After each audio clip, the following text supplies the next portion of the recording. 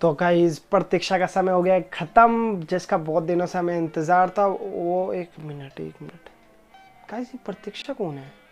तो गाइस इंतज़ार हो गया है ख़त्म, जिसका बहुत दिनों से हमें इंतज़ार था, पबजी को प्री रजिस्ट्रेशन को लेके। तो गाइस क्राफ्टर ने अपना प्रॉमिस कर दिया पूरा, और अब बस पबजी का इंतज़ार है।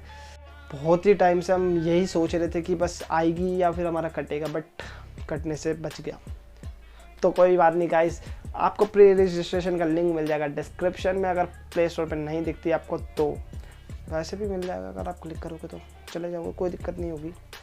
तो लिंक पे क्लिक करते ही आप हो जाओगे सीधा प्ले स्टोर पे, और आपको प्ले स्टोर में बैटल ग्राउंड मोबाइल की एप्लीकेशन का जो प्री रजिस्ट्रेशन हो रहा है वहाँ पर चले जाओगे। आपको प्री रजिस्ट्रेशन करना है, उसके बाद आपको ऑटोमेटिकली डाउनलोड का नीचे ऑप्शन मिल जाएगा, और वो ऑन कर लोगे तो जैसे ही गेम आएगी इंडिया में वापस मतलब लॉन्च होगी, तो आपकी ऑटोमेटिकली डाउनलोड होने लग जाएगी पबजी।